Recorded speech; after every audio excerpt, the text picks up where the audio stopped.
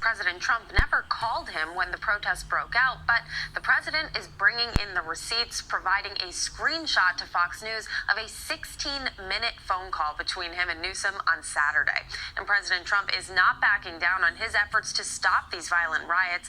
He issued a stark message to any protesters who burn an American flag. Listen. These are animals, but they proudly carry the flags of other countries, but they don't carry the American flag. They only burn it. People that burn the American flag should go to jail for 1 year. That's what they should be doing. 1 year. And we'll see if we can get that done.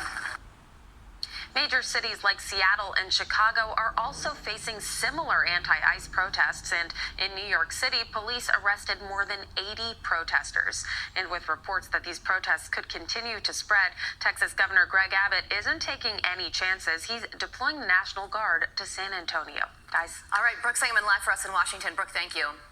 Let's bring in California gubernatorial candidate and Riverside County Sheriff Chad Bianco. Sheriff, good morning to you. As a member of law enforcement and someone who's running for governor, you could talk about this from just about every angle. But first, from the law enforcement perspective, do you think, and do members of law enforcement that are battling these riots on the ground, police officers, the LAPD, do they think that the presence of the National Guard and the Marines is helpful in this situation? Yeah, it's definitely helpful, because what it does is it enables them to protect buildings and property while we can address the issues that are going on with the rioters.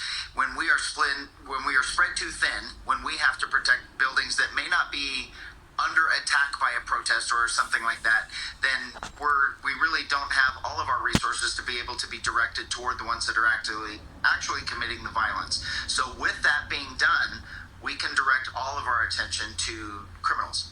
Now, there's a lot of noise surrounding this story. I think it's a pretty simple story. The fact remains that this thing was spiraling into chaos before Trump sent in the National Guard, and now it has stabilized. Is there any other way of viewing this, Sheriff? No, there isn't. We've been lied to from the very beginning.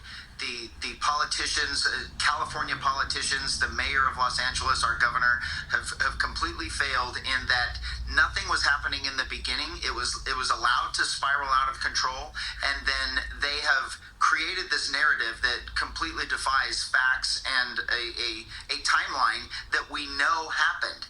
And they keep calling it a peaceful protest, mostly peaceful, whatever they want to call it. But the reality is that law enforcement officers are being attacked, property is being destroyed, and it is out of control violence that really they're trying to deny for political gain. Yeah, and Sheriff, I asked that first question on if it's helpful to have the National Guard and the Marines on the ground, because Gavin Newsom has gone to the courts and tried to get them to no longer be able to be deployed. How do you feel about that if you say that their presence of them is helpful? It's nothing but childish games. Our governor would rather fight and argue with the president than do something about Los Angeles. And the reality is the National Guard, they could have been deployed immediately, because time and time again, we see that these spiral for 1, 2, 3 days in a row, and then you're behind the 8 ball trying to catch up. When you do it in the beginning with an overwhelming show of force, these criminals that are coming out just to destroy, they don't show up because they know there's going to be a consequence. But this is 20 years in the making of Governor Gavin Newsom's policies that have enabled criminals to do this in the first place. This is just natural for us. To follow